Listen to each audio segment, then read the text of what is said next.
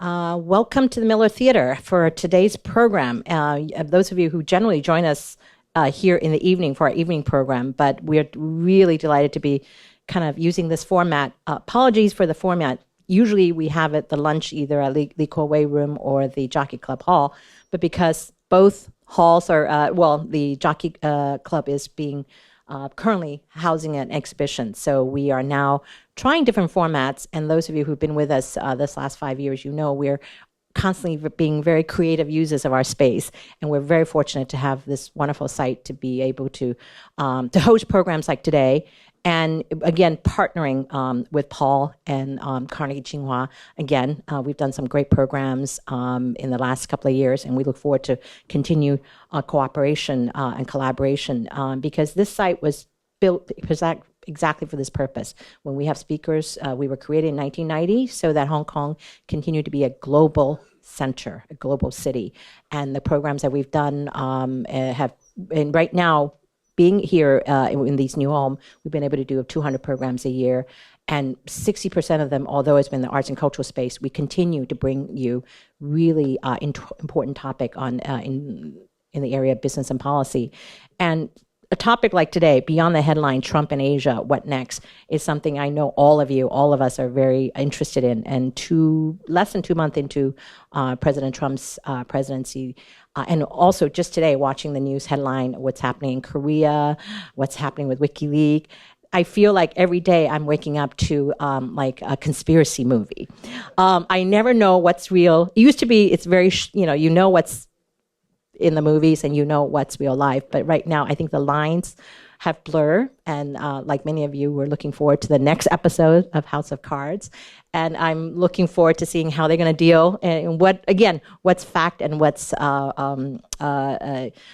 truth and what's not truth. And we also have a wonderful program coming up. Those of you who are keeping an eye on some of our program schedule, end of the month, we're going to have Robert Thompson from Wall Street Journal talking about fake news. So if you are interested in that program, I promised, I think it will be another kind of like today, a big program. So, and also, we also know this month, I call March, usually here in Hong Kong, those who are Americans know what March Madness means. I think Michael and Paul know, in the States, March Madness is just generally associated with sports, basketball. Here in Hong Kong has always been associated this last couple of years with arts. But we here at Asia Society continue to bring you programs like this because although having our central art plaza here is wonderful for Hong Kong, but we need to continue to ask ourselves, what is happening in Asia today? And I know our speaker today is going to do a wonderful job of putting a bit of clarity, or at least answering some of our questions. And so I right now want to introduce Paul Hanley to the audience. And Paul is the director of the Carnegie Tsinghua Center for Global Policy. And Paul has been a long time, worked in Washington, national security under two administrations, or many administrations, I think previously the Bush administration. So Paul has been spending his time this last few years in Beijing, and also we hope to have Paul back and tell us what's happening in Beijing in light of what's happening in Beijing these last couple of days with the conference. So, but without further ado, Paul. Well, thank you very much, Alice, and thanks to your colleagues here at the Asia Society. I won't speak for long. I want to introduce Mike because I know you want to hear from Mike Green. But let me just say very quickly that in Beijing, I'm the director of the Carnegie Tsinghua Center, and if any of you travel to Beijing, I would welcome you to come to the center. We opened our center in 2010. Some of you may know that the Carnegie Endowment for International Peace, which is a foreign policy think tank, started in Washington over 100 years ago. We now have global centers in Europe, the Middle East, Moscow, India, and we opened the center in Beijing in 2010. And so we're looking at international issues, often through the prism of what's happening with respect to China. March is also sort of March Madness for us, but we focus heavily on U.S.-China relations because that's a big part of what we do. And since the election in November, we've had sort of Trump madness. Everyone wants to figure out what's going on with U.S.-China and U.S. policy to Asia under President Trump. One of the programs that we run is called the Distinguished Speaker Program, and this is just based on a concept that we need to keep a steady stream of Americans and other international experts coming through Beijing to really get our stakeholders to the table and really talk about the issues that are most important to all of us and to what we work on at the center.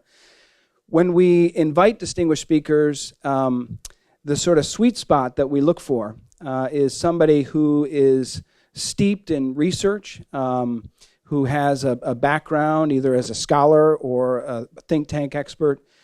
Number two, somebody who has served in the U.S. government, if they're American, somebody who's served in U.S. government at senior positions.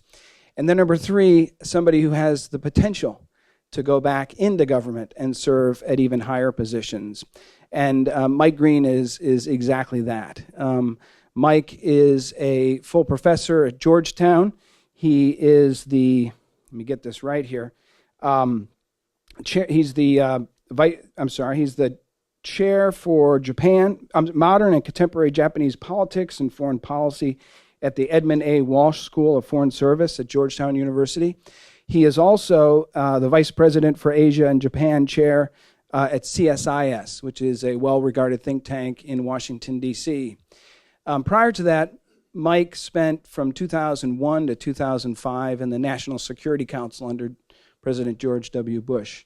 In fact, this is where I had the honor of working with Mike during that time when I served as the executive assistant to the National Security Advisor.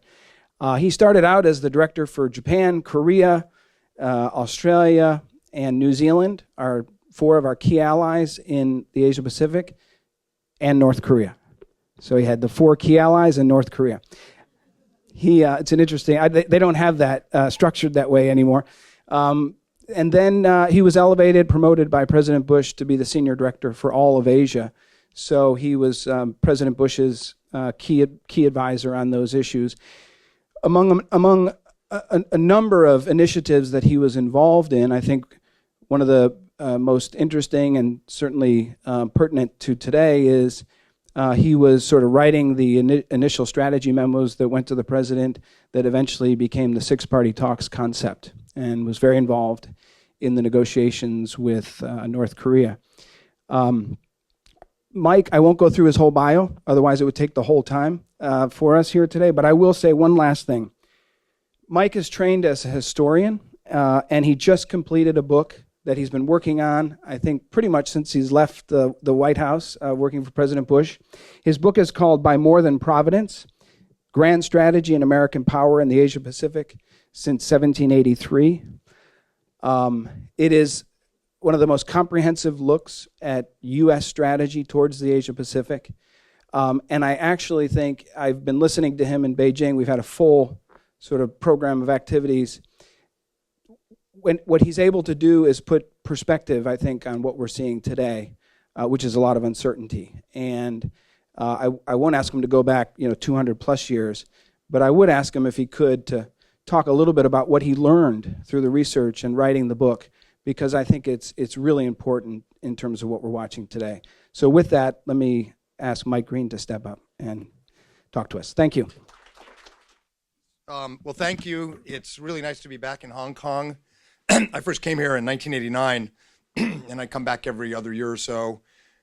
But it's my first time at this incredibly beautiful center. I have to confess, I have major think tank envy right now. And I appreciate that Alice and that the Asia Society decided that I should give my talk on Donald Trump in what used to be the British Army's explosive magazine. We won't blow up, I hope. And neither will U.S.-China relations. That's one of my major messages today. As Paul said, I just finished a book available on Kindle, Amazon, and ebook on the history of U.S. strategy and engagement in the Asia Pacific from the beginning, because there are some foundational aspects of American culture, geopolitical thinking that explain a lot of what followed and what we see today.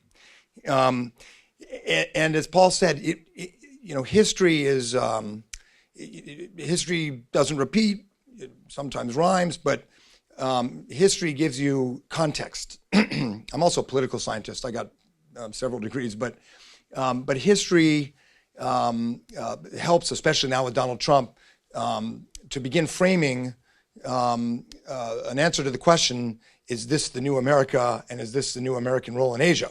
And I think if you look at history, including recent history, and if you look at structure, political scientists always focus on the structure of domestic politics and the structure of international politics. I teach a course at Georgetown. I know there are some Hoyas in the audience. And I teach a course on Asian leaders. We do a deep dive into Deng Xiaoping, Yoshida Shigeru, Xi Jinping, Abe, and others. And I always tell them, as a political scientist, you're always supposed to look at structure, and generally international relations theorists don't look at leaders because they're so unique. You can't have any generalizable theory. So we really need to focus on agency, on leaders. But this year at Georgetown in my classes, I'm saying structure. Structure is the most important aspect of international relations, and it really is the more important. So when you look at Donald Trump's election and the disruptive aspect in American politics and foreign policy, it's important to remember history and structure. So the book starts in 1783, and I'm not going to go through the whole history, don't worry. I picked 1783 because that was the first document that expressed some germ of strategic thought about the Pacific.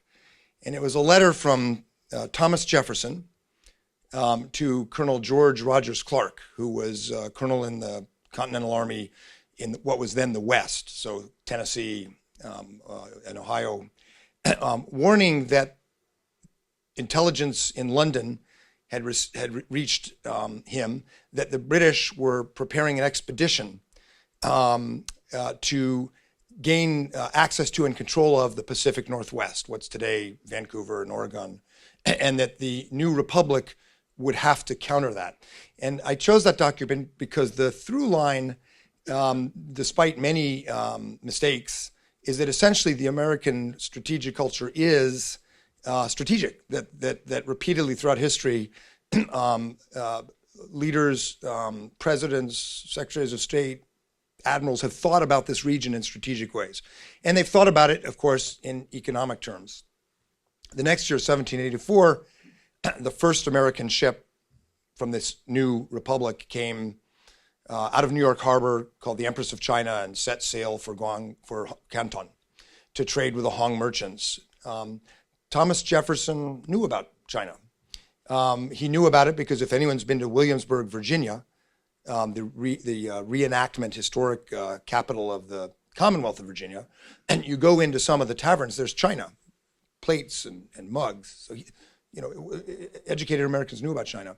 But he also knew about China because, any Dartmouth grads? So he knew about China. Have you ever heard of John Ledyard? So there's still a little plaque where he, in his sophomore year, I think, chopped down a tree, carved it into a canoe, paddled down the Connecticut River and joined the Royal Marines. Now, when I was in college, spring break was a little wild, but at Dartmouth, you guys are, you take it to a whole new level because he joined the Royal Marines and he served on the flagship of Captain Cook. And he traveled all around the Pacific. He saw sea otter pelts in the Pacific Northwest. He saw sandalwood being taken from the Hawaiian Islands, the Sandwich Islands, sold in Canton to Hong merchants for enormous profits. And the United States was broke.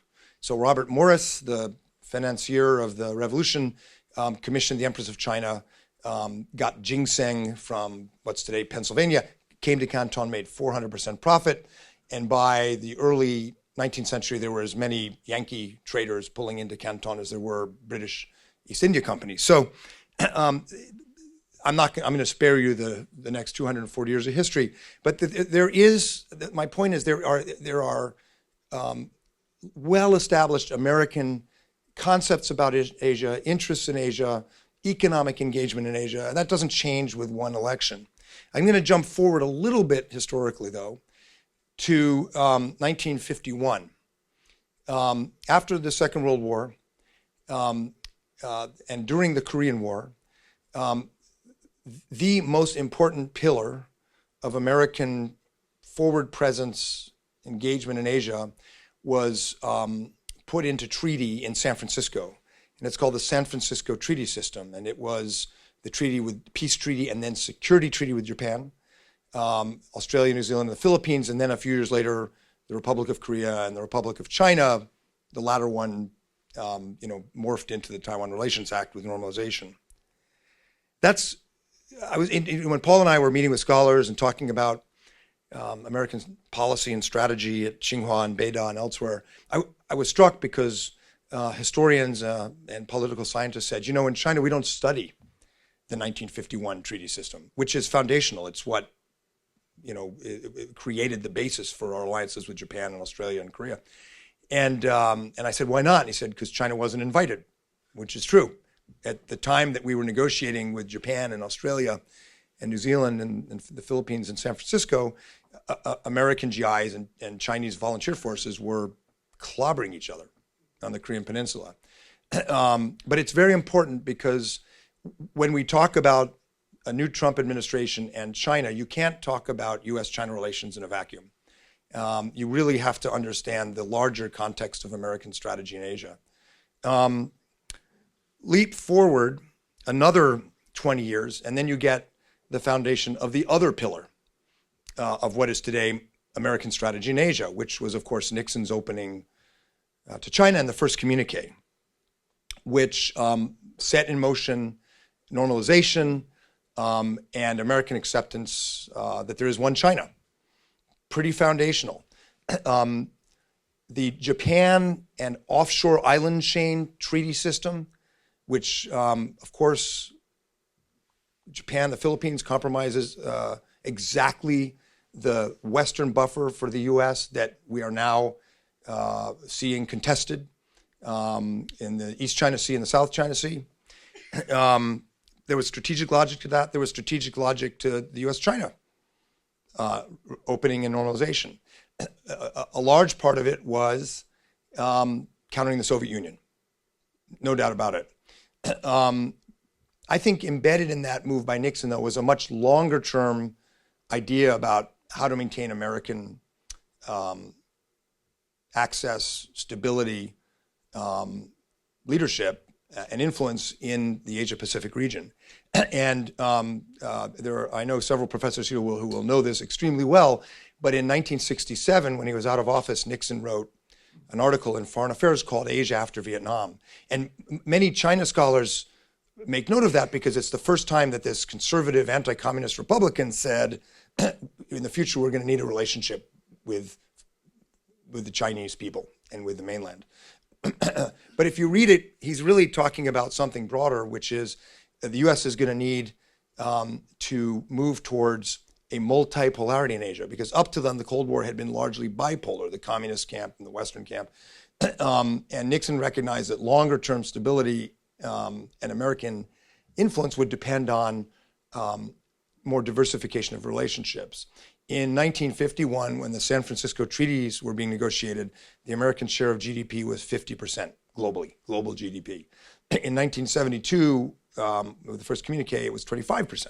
So this was about adjusting relations for the longer haul as American relative power declined. So these are the two pillars of American strategy in Asia today. And of course, they come within a larger context of the Bretton Woods system and our own economic power and our values. But these are sort of basically the pillars that the U.S. government focuses on maintaining. Jump again forward in history to 2016 and 17 and the election of Donald Trump. So what does Donald Trump do? What are his major statements on Asia? Number one, I'm going to attack the San Francisco Treaty System. I'm sure, doesn't know what that is, but he said during the campaign that he didn't care if Japan or Korea developed nuclear weapons. He wasn't going to defend them if they didn't pay more. Whoa! Right to the heart and soul of our post-war security commitments to our allies. What else did he attack? The one China policy, the other fundamental pillar of American strategy and foreign policy in Asia. Why did he do this? Was this did Donald Trump write an article for Foreign Affairs as he thought about being president the way Richard Nixon did in 1967? I haven't found it. Um, yeah, he tweeted his strategy. Yeah, I think he did it because Donald Trump has been successful in life. He won the presidency of the United States. He won the Republican primary. Paul and I worked as advisors for Jeb Bush. We don't know what hit us. And then I went to work for Marco Rubio, and we don't know what hit us. And then Governor John Kasich of Ohio's guys called and said, "You want to work on the Kasich campaign?" And I said, "I think I'm a jinx."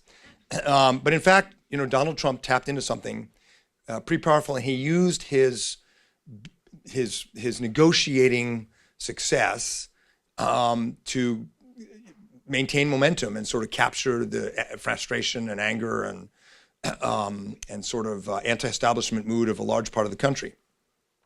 So Donald Trump's negotiating style, which he talks about himself in The Art of the Deal, is when you sit down across from another bank or whoever it is to negotiate your deal, whether you're trying to get a good price for selling your brand or you're trying to get a low cost for going bankrupt, whether it's very simple, it's up or down, you start out with a maximalist position. So whatever it is that the other side cherishes and assumes they already have, you tell them they can't have it. So, and then you fight, and then, he says in his book, you bluff, and then you get the deal. Generally, when you're writing a book about strategy and you're going to bluff, it's not a good idea to telegraph that in the book. But that has worked for him. It worked for him politically. It worked for him as a businessman. It's obvious that won't work in foreign affairs, though. So I think, and everyone is in the business of psychoanalyzing our new president, I think he was essentially projecting onto global affairs in Asia what had worked for him in real estate, the casino business, and as a candidate. And if he wants, his theme was, I'll get a better deal. I'm a master negotiator. And so he went after the most fundamental pillars of not only U.S.-China relations, but of our alliances. And then last month, within about a 2-day period, the president confirmed the One China policy, America's One China policy, with President Xi Jinping on the phone. And then when Shinzo Abe went to Washington and then Mar-a-Lago, he said in a press conference that the United States remains fully committed to our security commitments to Japan, including areas administered by Japan, which is basically everyone in the security business knows means the Senkakus or Gyagudao. So the Abe got basically the right answer on the Japanese litmus test of American security commitments, a commitment that Presidents Clinton, Bush, and Obama all made. And Xi Jinping reaffirmed, the pillar of U.S.-China relations. And the president moved back to that. Why did that happen? Well, there's a lot of inside Washington conspiracy theories. So since I'm from Washington, I have to regale you with some house of cards inside conspiracy theories. I was not in the room, but I think what appears to have happened is on the China side, China's very capable ambassador in Washington, Sui Tangkai, met regularly with Jared Kushner, the president's son-in-law. And meanwhile, key figures in the established Republican Party, including our old boss Steve Hadley, but others, urged Rex Tillerson to go to the president and say, you can't have this much instability. We'll get things done with China. We can be tough on China, but you can't pull the pillar out from the whole relationship. On the Japanese side, the Japanese government had something of a connection to Ivanka Trump. Also, there was strong Republican congressional dismay, more so than the One China. There was strong Republican congressional dismay at the way Donald Trump was attacking our allies. When the situation in the East and South China Sea is tense and North Korea is developing ever more dangerous weapons and behaving with ever more dangerous boldness. And so the president read the statement. And if you watch the press conference, you can see he's reading the statement. and Ivanka basically made him. So now the parlor game in Washington is, who's more powerful, Jared or Ivanka? What I told friends in Beijing is, let's hope they have a great marriage. They seem to, because if they split up, Japan-China relations are going to go bluey. So for a stable U.S.-Japan China triangle, we need them. We need them. But that's agency. That's people. That's what reporters love to write about. That's what bloggers love to write about. That's what scholars gossip about over coffee. But that's agency. Structure mattered a lot. The domestic structure of U.S.-China relations and U.S. engagement in Asia has not changed. Over half of Americans in polls say Asia is the most important region to us in the world. Although they may not say so publicly, I'm confident that every one of the 50 governors is in favor of TPP.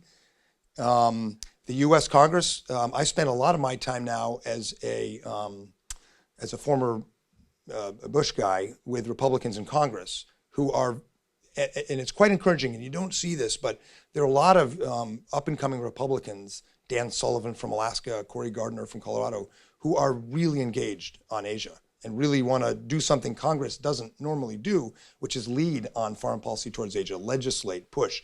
McCain is pushing for more defense spending for Asia. Cory Gardner is going to start pushing for, and a lot of Republicans are, for trade, women's empowerment, development, democracy, all the things that got obliterated by the White House proposal, because Congress appropriates the money, proposal for our foreign aid and foreign policy budgets. There's one vignette I told in Beijing, which is illustrative. So as I said, I have a long and proud history since 2004 of working on failed Republican presidential campaigns. McCain, Romney, Jeb, Marco. In 2012, in about early October, when Governor Romney was running, and I was quite involved in the McCain and Jeb Bush campaigns. I was more of an advisor, sort of less in the center with Governor Romney, but I was involved in the campaign. They had a strategy session, and they got the domestic political strategists, the ones who do the extremely big data and micro data analysis of voting districts, not zip code by zip code, but street by street, with focus groups, very high tech. They got them together with the Asia policy advisors. And as Paul can tell you, in American politics, we were like the cherry on the ice cream sundae. We were not that crucial. My good friend Jeff Bader led the Obama Asia team while I was doing the McCain Asia team. And after President Obama won, Jeff called me. In Washington, there's an awful lot of bipartisanship around Asia policy, which is another important domestic structural sort of pillar. But Jeff called and said, if you had just written McCain's talking points on Taiwan a little better, you would have won Florida. He was joking, of course. But in this particular meeting, it was basically they were letting the Asia out. They were humoring the foreign policy advisors for all our hard work. So one of the advisors said, well, we've got to win Ohio. It is the swing state. At the time, it was the state you had to win. And so one of these foreign policy advisors, not me, said, let's hit China even harder. The governor said he would name China a currency manipulator on day one, but everyone knows that doesn't actually do anything. It's just a bureaucratic process. Let's say we'll do more, and let's hit them hard. And the pollsters who'd been analyzing every precinct in Ohio said, no, don't do that. For the past 2 months, every time Governor Romney hammers China, support among our base goes down. Soybeans, agricultural exports. One of the best sources of manufacturing jobs in these states is foreign direct investment. Not as much from China, mostly Japan. Japan's the number one investor in the U.S. now by flow and number one in manufacturing. But voters associated Asia as one big unit. They didn't differentiate China, Japan, Korea that much in terms of the openness of the state to investment.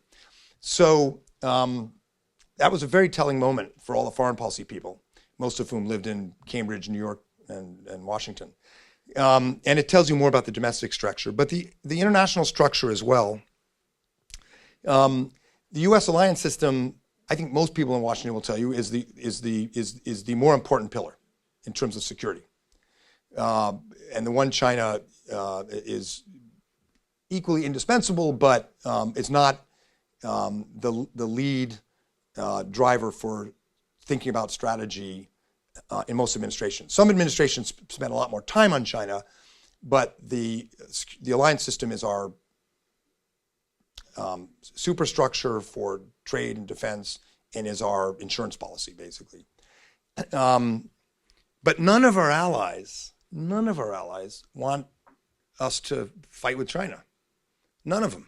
If you saw the press conference, President Trump said to Abe, he said, we're going to keep one China policy, and that's good for Japan. And I can tell you, because I was just in Japan, I know, I'm a Japan expert, I know the Japanese political leadership quite well. They agree, as tense as things are between Japan and China. Or Australia, or Korea, or Singapore, where we don't have an alliance, but we have an agreement to host our ships and cooperate on intelligence. None of these countries, India, all of them are growing closer to the U.S. because they're hedging against China's rise. But none of them want to fight with China. So that limits, if the United States is going to quote unquote compete with China, that limits how hard you can hit. And I would argue the same is true for Beijing, frankly. I think the Chinese scholars don't like multipolarity. It sounds too much like the 19th century. It sounds too much like 100 years of shame. But there's a certain stability from having middle powers like Korea, rising powers like India, ASEAN. They get a vote too. And they don't want Beijing or Washington to fight. And they don't want a trade war. They want a firm U.S. stance. They want to get rich from China. They don't want to be bullied by Beijing. And they want a certain predictability and stability. And that is a massive source of pressure on any White House and limits how much the president can do. And then, of course, there's the rising North Korea threat, which means you cannot, you cannot be sowing doubt among your allies about your security commitment. And we can talk in the Q&A about how much China can or will do to help the U.S. on North Korea. But the reality is China's part of the equation. And you can pressure China. You can have tension with China. But to just throw U.S.-China relations up in the air is a recipe for not having purchase on the North Korea problem. So that's the international structure. So let me conclude. All of that said, I want a giant caveat on this, because you could walk out of this room and think, wow, Green really reassured me, and then read what our president tweeted and, instantly dismiss what I said. So there's a big uncertainty there. I mean, the Japanese leadership, when I was in Tokyo a week ago, was quite pleased that the U.S. side essentially accepted their joint statement, accepted their vision, but still quite nervous. In Beijing, I think it's fair to say, Paul, that Chinese officials and scholars were reassured by this statement by the president about our one China policy. I'm glad that Secretary of State Tillerson is coming, but a little anxious. So there is going to be a bit of uncertainty, potentially disruption. But in terms of structure, which does matter, and history, I do not think U.S. Engagement in Asia is going in a fundamentally new direction. We may shoot ourselves in the foot a little bit, but I just don't think that's where we're a democracy. As one Japanese former prime minister said to me, we shouldn't be worried about the idea of to make America great again, because that means to make the American people great again. And the American people like Japanese investment. They like trade with China, despite some difficulties, growing difficulties. And so we should, I think, be cautiously optimistic going forward, but it will make for great theater. So let me end there, and I'm happy to answer questions. We have, I guess, another half hour. Alice, are you going to call on people? Okay, good. Thank you.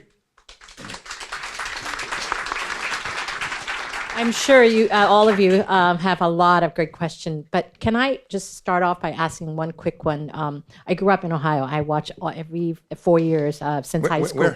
Where? Mansfield. I went to Kenyon College. Not far from okay, Mansfield. at Paul Newman. So Everybody from Kenyon is kind of like Yes, Paul. but so the university. I mean, in terms of Ohio's role in the election, it's right now the investments.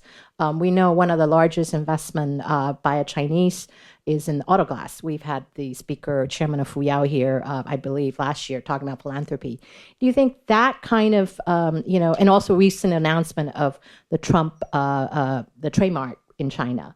Is trade, the administration, is that going to play a key role in his decision, the president's decision on China in the next, selfishly, or is Jarrett and others, who's calling the shots on this area for the administration? So who's calling the shots? People, business leaders I know who I've had the opportunity to brief, who know Donald Trump. Like, obviously can't say names, but they all say the same thing. No U.S. business leader does business with Donald Trump twice because it's so painful. But also, if you look at who his best friends are, it's Mr. Adelson, Steve Wynn. It's his competitors. And there's a lot of mutual respect there, actually. But they all say the same thing, and apparently, and that is that he likes, and this is not uncommon apparently in the business of casinos and real estate, but he likes competing power centers. Now that's, Abraham Lincoln had his famous team of rivals. People now talk about teams of rivals. That means it's very hard to answer your question. That said, there's a mix within the White House. I hesitate to out the good guys, but Ken Juster, who's the deputy economic advisor, a former member of the Asia Foundation Board, he probably did stuff with the Asia Society, knows a lot about the region, a kind of technocrat, expert on trade and investment. There are people like that in the system. There are others like Professor Peter Navarro, who have I don't know whether to call it anachronistic or cartoonish or what, but an idea of economics and geoeconomics that any normal business person or economist would find bizarre. For the most part, to the extent there's an economic strategy right now, it's my first job was in USTR. It's what you would call defensive. So I think you'll see from USTR, from Mr. Lighthizer, a lot of countervailing duties on China for steel dumping. That's Commerce Department and USTR. You'll see pressure on investments. Sometimes it makes no sense. Toyota got tweeted at by the president for opening a factory in Mexico. And I forget the tweet, but it was something like, Toyota closing factories in America to open in Mexico, bad. And so Toyota said, okay, we won't close the factory in America. The reality was Toyota has factories in Canada and the US for Corollas, and the demand in Latin America was booming. So they wanted to build a third factory in Mexico. That's all it was. And so they said, okay, we won't close the factory in America, which of course they never intended to do. So there'll be some of that. I don't know what a Hillary Clinton would have done, but I think a Bush, Rubio, Huntsman kind of Republican would have had much more of an offensive trade strategy. And I don't mean that like attacking, but deepening, opening markets, deepening. So, for example, the bilateral investment treaty with China would have been, I think we can, since he's not president, we can say that was going to be a high priority, I think, for Jeb Bush. It's not for Donald Trump because, and this is not wrong this is wrong in terms of business and economics, but politically, his team thinks that making it easier to invest in China will cause an outflow of American jobs. That's not actually right, but that's sort of the formula right now that is at work. And then the last thing I'd say about that is I think everyone expects more Chinese investment in the U.S. I do think that this team will be much more, and it's not just the ideologues. I think it's broader than that. We'll take a much closer look at investment, and the CFIUS, security-related trade controls on investment. I think that's going to be much more severe and unpredictable for a little while. Okay, thank you for that. questions. Okay, let's start off with, David, Andrew. Okay, let's start, and then and ladies, we do expect questions from the ladies as well. So, David, and then Andrew. Thank you. David Zweig from HKUST. So a comment and then a question. The comment is the CFIUS point. I'm going to give a talk in a little while. I'm working on it on just pushback everywhere, right? Australia, Canada, the Germans. Against Chinese investment. So does everyone know what CFIUS is? We should put the Committee on Foreign Investment in the U.S. It's strategic reviews. But every country has those. Right. India does. Yep. Yeah, and they're all being quite active. And you think specifically about Chinese investment? Yeah, well, that's the press we get here, so it may be partly the United. You don't agree? Europe's been pushing back, though. The Germans have pushed back. Europe doesn't have it. Doesn't have a committee, but they do have the pushback. Anyway, the question is, so you were talking about the art of the deal, and you said that President Trump puts sort of pushes really hard exactly at what the other side thinks it doesn't want to lose, and then that's for the purpose of gaining something. Right. So what did President Bush gain from China?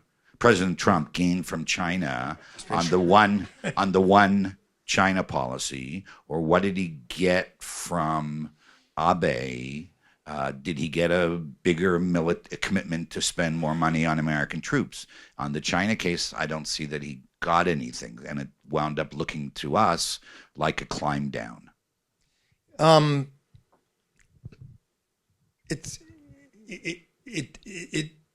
It does look like a climb down in both cases, and that's if you're in business and you do that and you have a non-disclosure agreement, you sue. He often sues in his business deals, and then you settle, and then you have a non-disclosure agreement.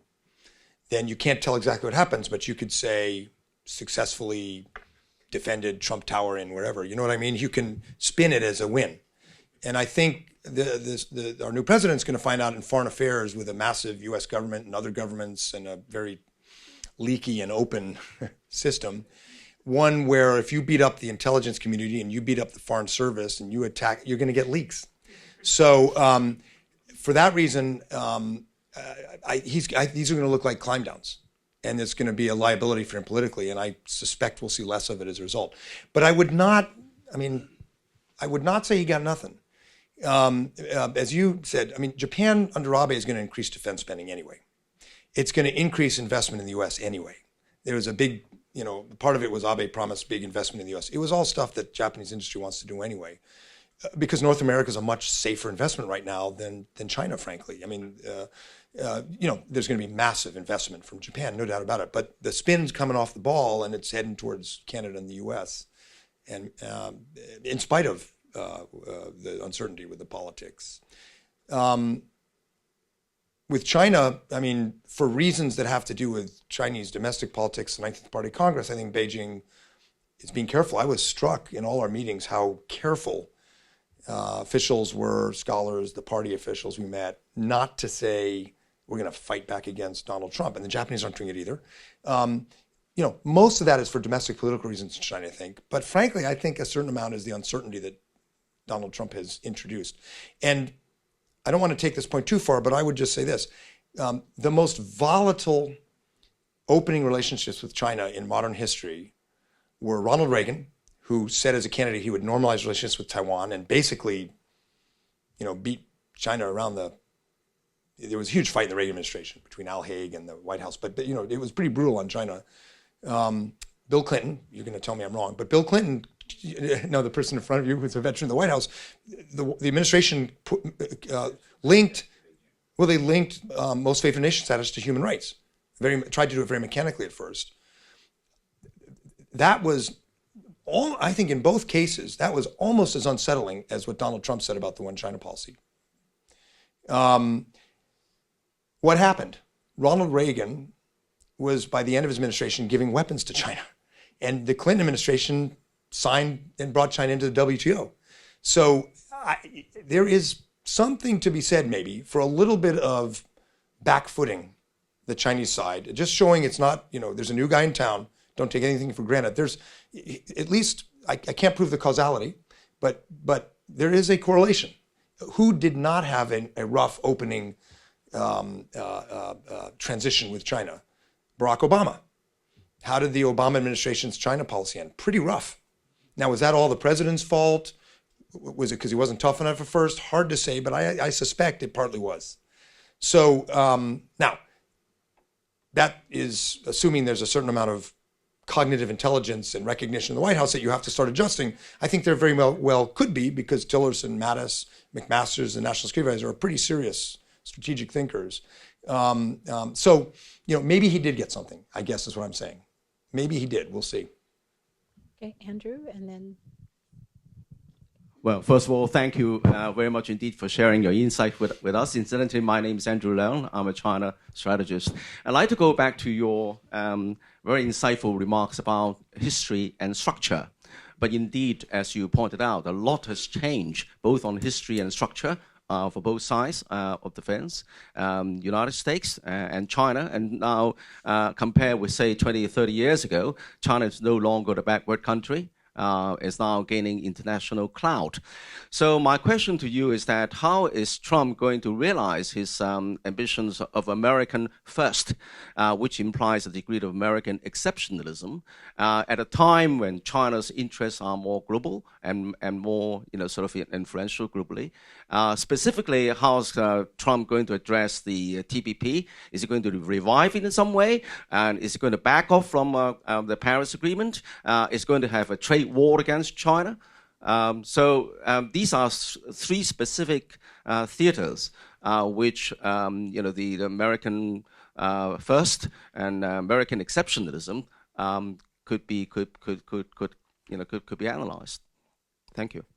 So this America First label came out of an interview that candidate Trump did with the New York Times editorial board, and my friend David Sanger from the New York Times, listening to the candidate, said, so are you describing an America First policy, which is a very specific, frankly, Nazi sympathizing, not entirely Nazi, it was complicated, but there were definitely some anti-Semitic Nazi elements to it, pro-Nazi elements to it.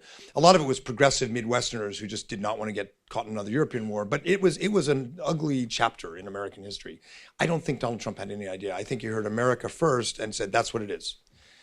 Mr. Bannon, Steve Bannon, on the other hand, I'm reading a book now. I hesitate to mention it because it's really good, and I'd rather you buy my book. But I'm reading a book that came out 2 years ago while I'm out here, called Those Angry Days. I forgot the author, historian. It's called Those Angry Days. Man, oh man, when you read it and you read about the America First Committee and Charles Lindbergh, it almost sometimes word for word, it is some of the language being used by Donald Trump, but not out of Trump's Twitter account, out of speeches written by Steve Bannon. And I think Steve Bannon is actually quite a learned and dangerous person, and he knows his history. I think he interprets it wrong, but it really is evocative. So what is America First? I think for the Strategic Initiative, is that what it's called? The group that Steve Bannon heads in the White House. It is destroying the East Coast. America First Committee was destroying the East Coast. Now it's the bi-coastal elite. I grew up in D.C. I'm doomed. I'm going to be the first one on the train. But it's the bi-coastal elite, and destroying the establishment and everything the establishment stands for, which is free trade, overseas military presence, all of it, think tanks, newspapers. That's not a foreign policy strategy. That's a sort of revolutionary. That's the Cultural Revolution. And it's going to go away. It's going to fall apart. Mr. Bannon, who hopefully is not listening because I want this president to succeed, actually. I mean, I thought Governor Kasich had a great line after he met President Trump, and the press said, why did you meet him? You criticized him so much. And he said, in that classic Ohio kind of understated way, he said, hey, when you're on the airplane and there's turbulence, it's a good idea to root for the pilot. But I think for Mr. Trump to have a successful administration, something's going to have to be done about Steve Bannon. Either Steve Bannon changes or something happens. He likes to compare himself to Thomas Cromwell, who was also a very learned henchman for Henry VIII. And he would basically identify Henry VIII's enemies and get them beheaded until he started using that power to amass his own power. And was giving a luncheon talk to diplomats, and the British political minister saw where this was going, Thomas Cromwell. So we'll see. But he has enormous influence on personnel choices. It's very well known that Elliott Abrams, the choice for Deputy Secretary of State, was done in by Mr. Bannon. So, and it, I worked at the White House. Paul worked at the White House you've worked at the White House during transitions. That's the point of maximum weakness for the cabinet secretaries. So the longer it takes to get personnel, the longer someone in the White House can advance their agenda. But I just don't think it's sustainable. So what is America First? That's it's everything. Real quick on TPP, trade wars. The Trump administration is not going to slap, 45% tariffs on China. That's not going to happen. I think Beijing should be ready, though. The one China policy that the U.S. has always had was reconfirmed, but things are going to happen.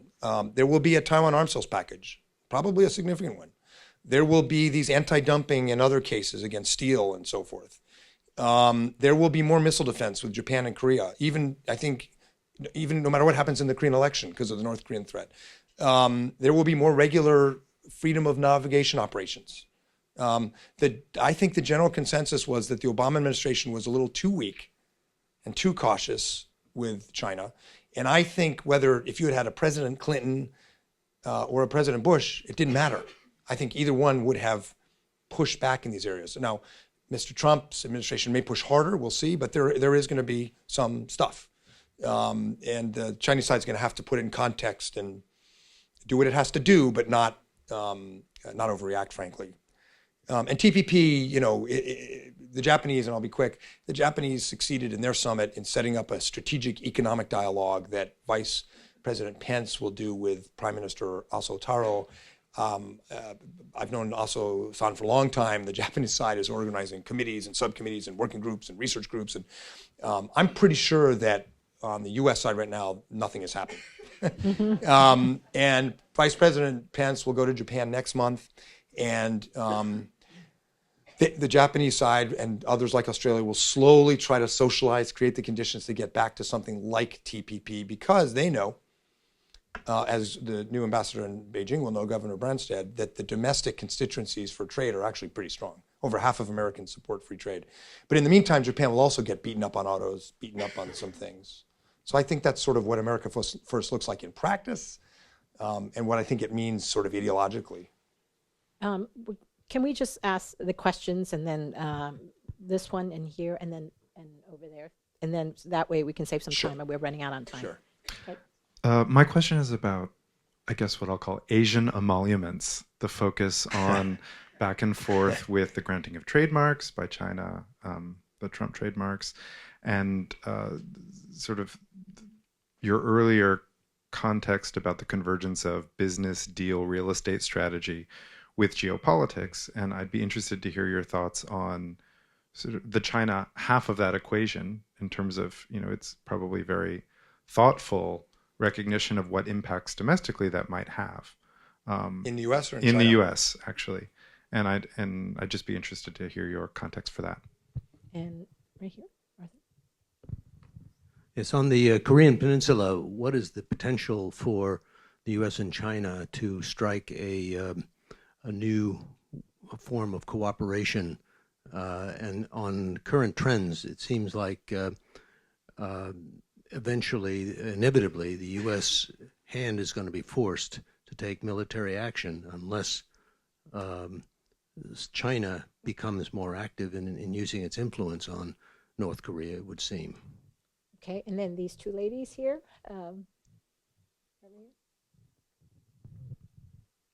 So what do you think the U.S. will do or react to the Asian Infrastructure Investment Bank within the first term of Trump's administration?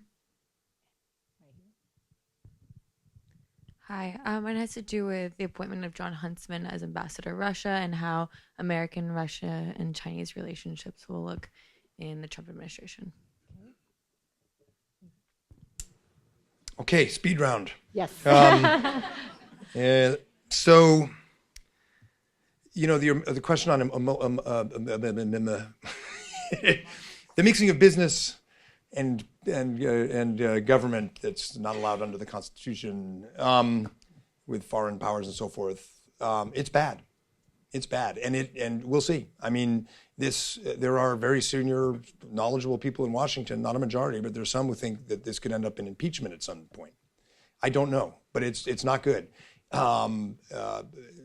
It's also not good if you are the Chamber of Commerce or the U.S. Embassy or an NGO trying to tell countries like China that you need good governance and transparency and rule of law.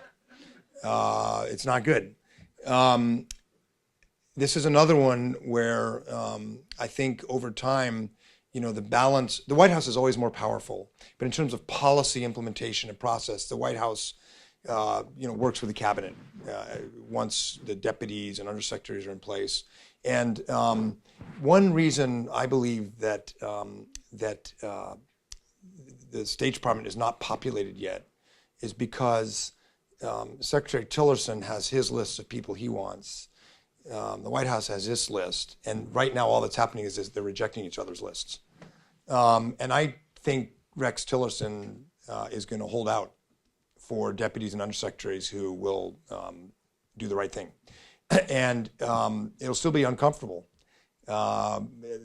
given the fact that the president's sons are in business around the world. That I think is going to be a political liability for this administration as time goes on. But we'll see. We'll see where it goes. But I agree with the premise of your question, which is it's not good. I assume you think it's not good. It's not good. Yeah. Constitutional crisis, impeachment, I don't know. Probably not, but it's that bad. And so we'll see. Korean Peninsula. So, Wang Yi gave a statement 2 days ago was it at the NPC or the NPC? It was at the NPC, I think. In this press conference where he said, the U.S. and North Korea are like speeding trains heading towards each other. And he has this idea that maybe the U.S. should freeze military exercises with Korea, and in exchange, the North Koreans would freeze missile launches. No U.S. government is going to go for that. The Koreans, even with a progressive government, may flirt with it. They're not going to go for it. It is not two speeding trains heading towards each other. It's a speeding train heading towards a huge mountain. And that huge mountain, which is us and our allies, is doing more to reinforce the walls of the mountain with missile defense and with military exercises, which obviously China doesn't like, because I think it's sort of, if there's a longer term strategic vision in Zhenanghai around Xi Jinping, it's that the 1951 system, the alliance system, fades as China becomes more economically powerful. But that is not what's happening. Our alliances are, I'm an alliance guy first. I worked mostly on alliances before I did China. They're as strong as I've ever seen. And even Korea, despite the politics, the defense relationship and the intelligence relationship is the strongest and it's ever been. So part of that's North Korea, part of it's China. The reason part of it's China is because China's not willing China's doing a lot on North Korea. Paul and I have been in the North Korea. We have both personally solved the North Korea problem like 3-4 times each. We've been in this in a long time, and compared to what China's position was in 2001, when President Bush met Jiang Zemin, big move forward, but not as big as the threat, not moving as fast as North Korea is. And the fact that China is still in the mode, like Wang Yi said the other day, of brokering between the U.S. and DPRK is not a confidence builder for the U.S. or Korea or Japan or other allies. So I don't think there will be military preemption by the U.S. General Mattis, I think appropriately said, in light of Kim Jong-un's behavior, appropriately said all tools are still on the table or something like that. I think you'll see more military exercises, more missile defense. If I could get an hour with Xi Jinping, I would tell him two things if you want to win the confidence of the Americans. Number one, start having a serious dialogue about what comes after Kim Jong-un, which the Chinese side doesn't want to do because they don't want to encourage us. And they don't want this regime to collapse, I think. Xi Jinping hates this guy. Kim Jong-un, no doubt about it. But Beijing doesn't want them to collapse. But we should find a way to talk about what happens when they do collapse, because what that basically does is it unfreezes the Korean War armistice. It unfreezes the last 6-7 decades, and then we're suddenly in 1951 in terms of the structure and the legalities and everything. We've got to figure that out so we don't go back to 1951. And the other thing I would tell him is, yes, China's implementing the sanctions, but they take away from North Korea with one hand, and then with the other hand, they sort of put some coal back in their pocket. You want to win the Americans' confidence, have the Ministry of State Security turn over to the CIA containers full of North Korean rocket parts. That will, that kind of thing shows China gets the threat. All right, AIIB. We handle that so badly. It was the Treasury Department. The same thing happened in the financial crisis in 97, 98 when the Treasury Department came down on Thailand and Indonesia. They were right, technically, but it was so heavy-handed that it spawned the Chiang Mai Initiative and all these other things without the U.S. Then Japan and Korea and China started fighting, so they didn't go very far. But it's comparable to that. It was an onside goal by our Treasury Department. I think AIIB is not as massive as people say, and it's not as threatening as people say. And there's not enough infrastructure in the world. There are certain areas where I'm kind of a hawk on China, South China Sea, which we haven't gotten to. But on this one, the U.S. Congress is not going to pay for us to join. And if I were advising the U.S. Treasury Department, I would say, don't ask, because there are more important things we need Republicans to support, like the World Bank and the Asian Development Bank. Don't mess that up. But there are ways to cooperate with the AIIB through the World Bank and through the Asian Development Bank, which we should have done in the first place. And John Huntsman, great man. All I can say is let's all send him some packs of Rolaids, because this is not going to be fun. I think implicit in your question is there a U.S. grand strategy under Donald Trump on Russia and China? Some of the people around him, I think Mike Flynn maybe, and Manafort and some of the earlier people who were very close to Moscow, had this sort of line that we could that the U.S. would use Russia and China against ISIS. Would use Russia, not China. Would use Russia against ISIS and China, which is a complete misreading of Russia's interests relative to ISIS and China. And it was basically, I think,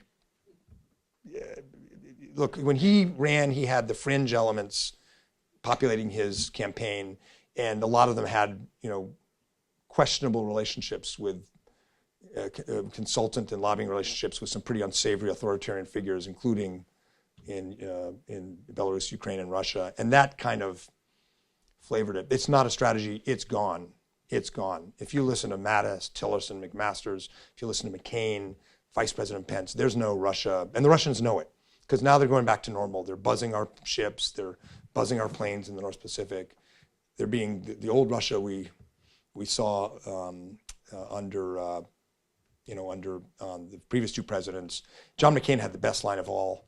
Don't get me wrong, we need a stable and productive relationship with Russia, but under Putin, it's not going to be a love fest. John McCain, when I was working for him, kept going out and saying, he said, George Bush said he met Putin and he looked into his eyes and he could see his soul. And John McCain kept going out and saying, I look into Putin's eyes and I see 3 letters, K, G, and B. And we kept telling him, you can't say that, sir, but the crowds loved it. And I think that's basically where this administration is heading. So thank you all very much. It's great to be here. Thank you. Thank you, Michael. And thank you all for being here.